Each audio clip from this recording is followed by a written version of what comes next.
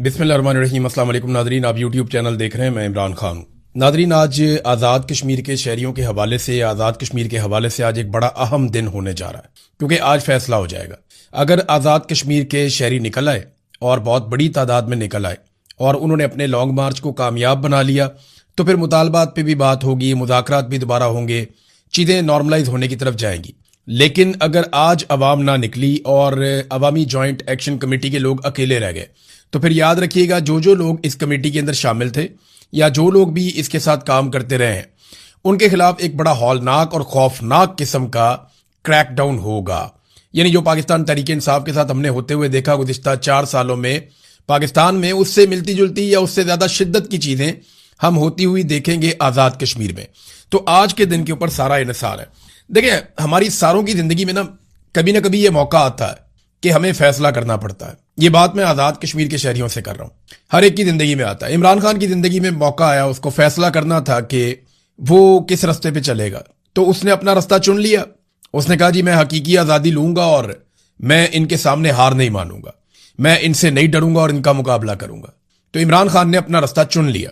मेरे सामने ज़िंदगी में बार बार ये मौका आया, जब मैंने अपने दिल की सुनी, अपने ज़मीर की सुनी, मुझे नुकसान ज़रूर हुआ लेकिन कभी मुलामत नहीं हुई, पछतावा नहीं हुआ। हाँ, नुकसान ज़रूर हुआ, यानी मैं खुशियां खरीद सकता था लेकिन इत्मीनान चला जाता। तो मेरे साथ आज जो भी है, हो सकता है मैं ज्यादा खुश ना हूं, लेकिन मैं मुतमईन हूं कि जो मैंने किया वो ठीक किया, जो मैंने किया वो मेरे दिल की आवाज थी। कभी कभी ऐसा होता है कि आप एक फैसला कर लेते हैं वक्ती तौर पे कमजोर पड़ के, वक्ती तौर पे किसी मुसीबत से बचने के लिए आप फैसला कर लेते हैं। वो एक कमजोर लम्हा आपका पीछा करता है, फिर वो आपको नहीं छोड़ता, जिंदगी भर का एक पछतावा रहता है। तो उस पछतावे से बचने से बेहतर है कि मौके के ऊपर अपने जमीर की आवाज सुनी जाए, वो फैसला किया जाए जिस फैसले में पछतावे का अंसर ना हो, बाद में आपको पछताना ना पड़े, आप फख्र कर सकें अपने ऊपर कि ठीक है, नुकसान हो गया, कोई बात नहीं, ठीक है, मेरे पैसे जाया हो गए, मेरी प्रॉपर्टी का नुकसान हो गया, मुझे खुद कुछ सेहत के मसाइल आ गए या कुछ भी हुआ, लेकिन कम से कम मैंने जो किया मैं उस पर मुतमईन हूं। तो ये जिंदगी में सबको मौका मिलता है, हर एक को मिलता है। आज ये आजाद कश्मीर वालों का मौका है कि वो ये फैसला करें कि वो एस्टेब्लिशमेंट की गुलामी करेंगे या एस्टेब्लिशमेंट की गुलामी से अपने आप को आजाद करेंगे। आज कश्मीर के लोगों ने फैसला करना है कि वो अपने बच्चों को किस तरह का कश्मीर देकर जाना चाहते हैं। क्या उनके बच्चों के कश्मीर में भी ये मसाइल ऐसे ही रहेंगे, या उनके बच्चे एक महफूज और निस्बतन आजाद कश्मीर के अंदर होंगे जहां पे वो अपने फैसले खुद कर सकेंगे, उनके फैसले बंद कमरों में नहीं होंगे। तो इसीलिए मैंने कहा कि आज एक बड़ा अहम दिन है जहां कश्मीरी फैसला करेंगे कि वो अपने हकूक पे सरेंडर करेंगे या अपने हकूक पे डाके को आइंदा के लिए बंद करवाएंगे। नाज़रीन, कुछ अफवाहें चलाई जा रही हैं और ये सोशल मीडिया पे और दीगर जराए से आज़ाद कश्मीर में खबरें फैलाई जा रही हैं।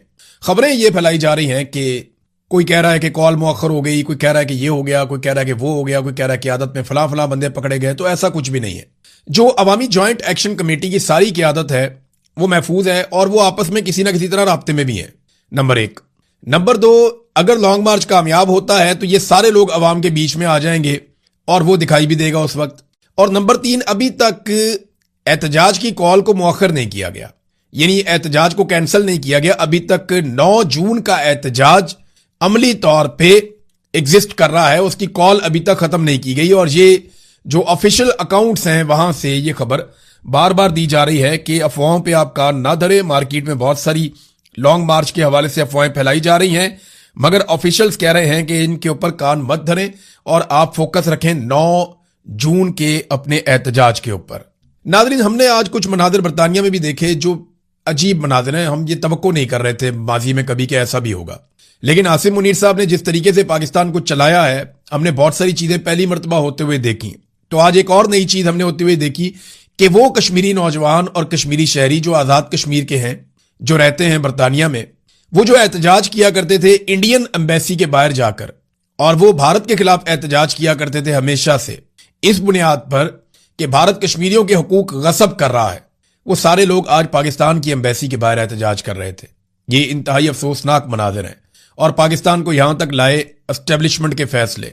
यानी टॉक शो के अंदर एस्टेब्लिशमेंट के लोग जो हैं, मुक्तदरा एस्टेब्लिशमेंट आप यही बोलते हैं ना, वो टॉक शो के अंदर मैसेजेस करके बता रहे हैं कि जनाब हम तो कंप्रोमाइज नहीं करेंगे, हम तो 12 सीटें भी रखेंगे, हम तो इनके साथ बातचीत भी नहीं करेंगे, हम इनको मुंह भी नहीं लगाएंगे। और वो जो वजीर आजम है फैसल राठौर, वो इनके मुताबिक अपना मौक़िफ़ भी बदल लेता है। अब एक और खेल भी हुआ आज।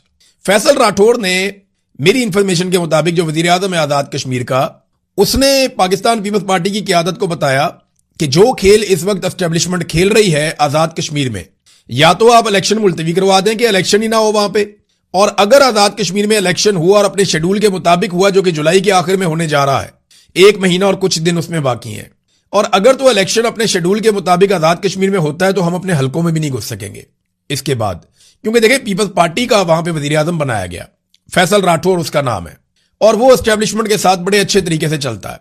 तो पीपल्स पार्टी को उन्होंने बताया, और उसके बाद से लेकर अब तक लगातार सहाफियों को, मुख्तलिफ दानिश्वरों को और मुख्तलिफ जगहों पे ये इंफॉर्मेशन फैसल राठौर और उनके लोगों की जानिब से फीड की जा रही है कि जनाब ना तो मैं कलअदम करने के हक में था, ना जनाब मैं कोई उनके ऊपर गोली चलाने के हक में हूं, ना मैं उनके ऊपर क्रैकडाउन करने के हक में हूं, मैं तो मुज़ाकरात करना चाहता था, लेकिन ये सारा कुछ एस्टेब्लिशमेंट ने किया है। तो आप जनाब ये खबरें चलाएं, आप जनाब ये दावे करें टीवी के ऊपर, और खुद मुंह से एक लफ्ज बोलने को तैयार नहीं है। तो ये अवाम को बेवकूफ समझते हैं कि इनके लिए जनाब बयानिया बनाया जाए कि फैसल राठौर बेगुनाह है, नवाज शरीफ बेगुनाह है, जरदारी बेगुनाह है, और ये सारा कुछ जबरदस्ती एस्टेब्लिशमेंट ने कर दिया, और ये तो बेचारे रोटी को चोची कहते थे। ऐसा नहीं है।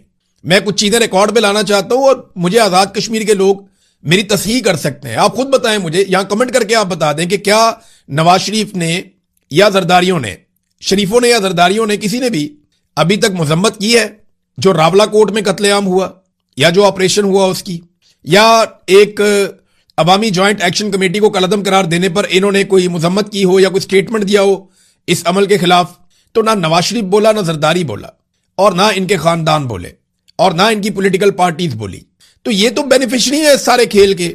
ये पब्लिक को बावर करवाते हैं कि जनाब ये हम नहीं कर रहे, ये कर रहे हैं, ये कर रहे हैं, वो कर रहे हैं। पब्लिक को कहानी कोई और सुना देते हैं, लेकिन अंदर खाते हैं ये एस्टेब्लिशमेंट की पूरी सहूलतकारी कर रहे हैं। वो जो जुल्म करते हैं ये उसके हिस्सेदार हैं।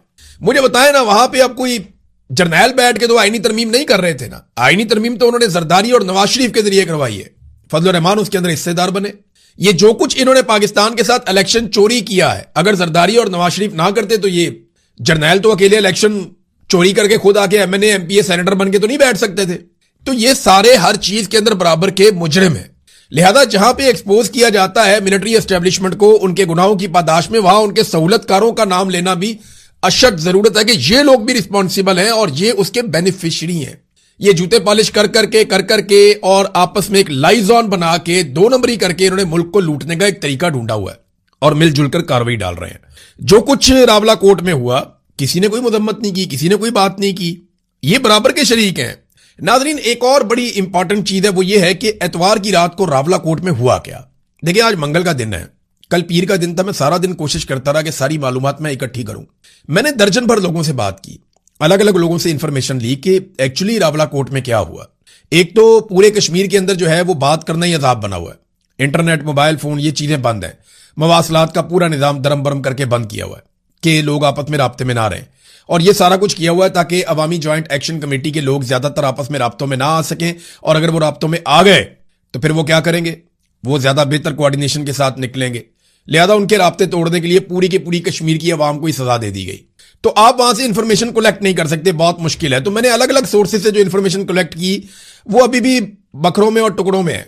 लेकिन जब तक वहां पे मवासलात का निजाम बहाल नहीं हो जाता, जब तक के ज्वाइंट अवामी एक्शन कमेटी कोई एलामिया जारी करके नहीं बताती कि कितने लोग लापता हैं, कितने जख्मी हैं और कितने जाँ बहक हुए हैं, तब तक हम कुछ कह नहीं सकते। लेकिन जो कम से कम इतलात भी आई हैं वो 10 लोगों के जाँ बहक होने की इतलात कम से कम मौसूल हुई हैं, और जो इसके अलावा ज्यादा से ज्यादा है वो तो बहुत बड़े नंबर भी लोग बताते हैं। लेकिन ज्यादा लोग जो दावा कर रहे हैं वो कह रहे हैं जी 20 लोगों के आसपास लोग जो हैं वो जाँ बहक हुए हैं, जबकि बहुत बड़ी तादाद में लोगों को बुलेट इंजरीज आई हैं, यानी उन्हें गोलियां लगी और गोलियां लगने से वो जख्मी हो गए। अब सबूत मिल नहीं रहे, इंफॉर्मेशन बाहर आ नहीं रही, बहुत सारे लोगों को बुलेट इंजरी हुई है, इंटरनेट कम्युनिकेशन के जराए बंद है, लोग राब्तों में नहीं है। लेकिन सबको इतना जरूर मालूम है कि 9 जून को उन्होंने निकलना, और इसके लिए मसाजिद में ऐलान किया जाएगा, जो जो तरीकाकार लोग अपनाएंगे उसके जरिए वो निकलेंगे।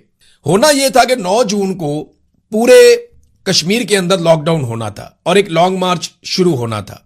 हुकूमत ने 3 दिन पहले ही पूरा कश्मीर बंद कर दिया। अमली तौर पे मवासलात का निजाम बंद है, बस सर्विसेज बंद हैं, जो गुड ट्रांसपोर्ट्स हैं वो भी बंद हैं, बहुत सारी और मामलात जिंदगी जो है वो मौखर हो गए हैं। तो आजाद कश्मीर गुज़िश्ता 3 दिनों से लगभग बंद है और वहां पे कारोबारी जिंदगी तकरीबन मुअत्तल है। तो जो काम शुरू होना था आज के दिन से 9 जून से हुकूमत ने 3 दिन पहले से शुरू किया हुआ है। अब देखना यह है कि आज के दिन जिन लोगों ने निकलना था वो क्या करते हैं। आज के दिन पे बहुत ज्यादा इन्हिसार है कश्मीरियों के मुस्तकबिल का।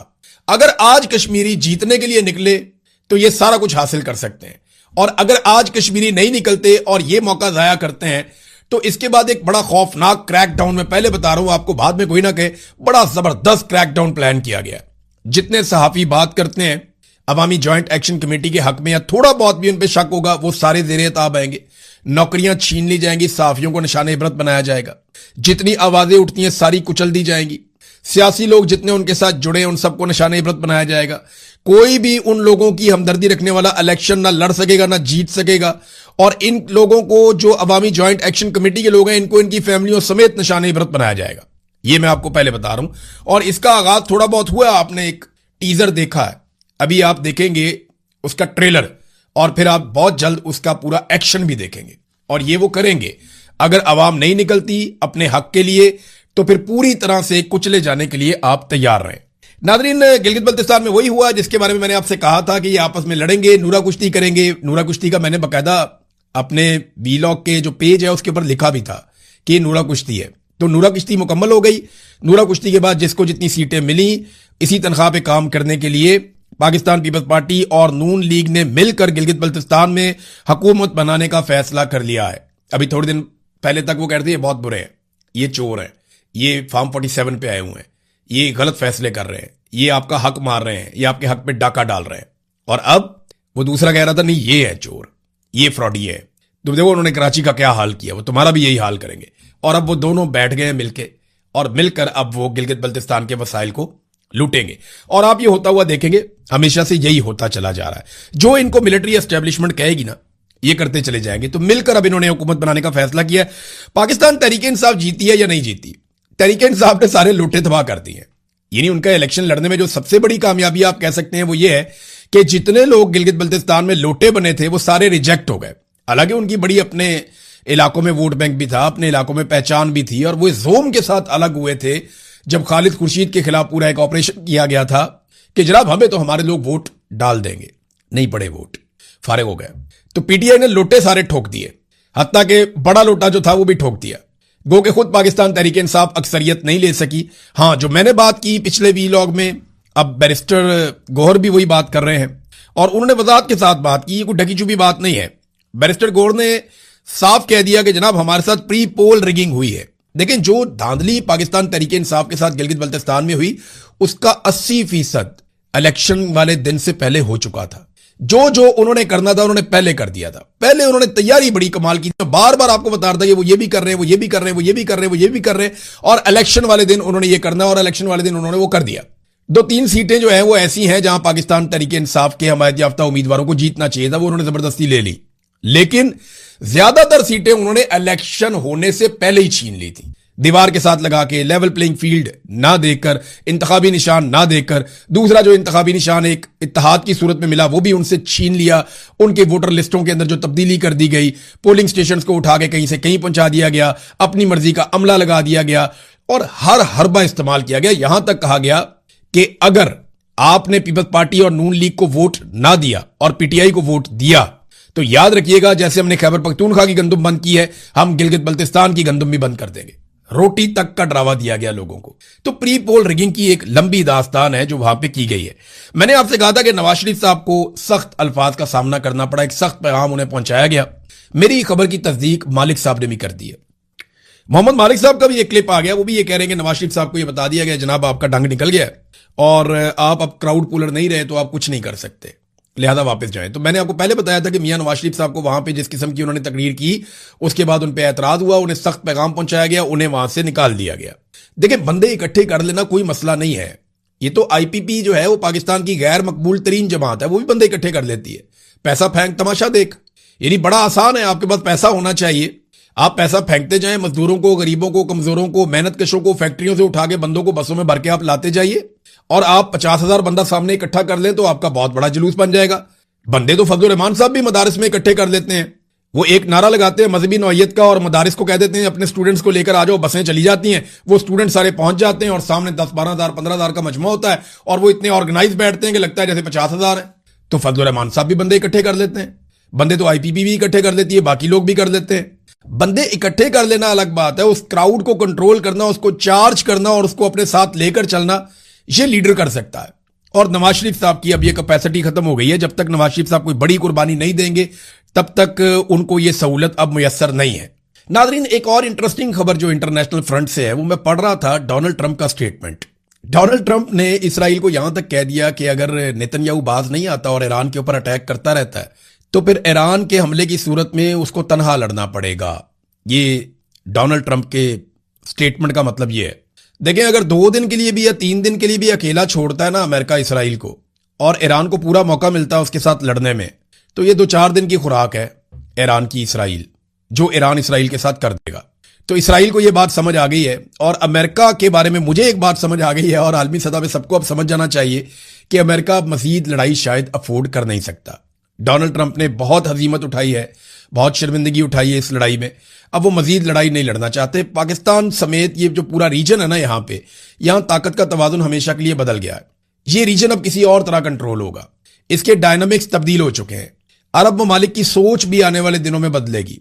यहां रशिया का, चाइना का, अरब ममालिक का, ईरान का, ये एक नया किस्म का आप देखेंगे। तुर्की का बड़ा रोल होगा, मिस्र का, पाकिस्तान का रोल भी इन ममालिक के साथ मिलकर होगा। डोनाल्ड ट्रंप के साथ या अमेरिका के साथ वो मामला वैसे नहीं होंगे जैसे माजी में हुआ करते थे।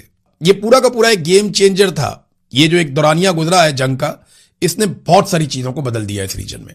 अब तक के लिए इतने, अपना ख्याल रखिएगा, अपने चैनल का भी। अल्लाह हाफिज।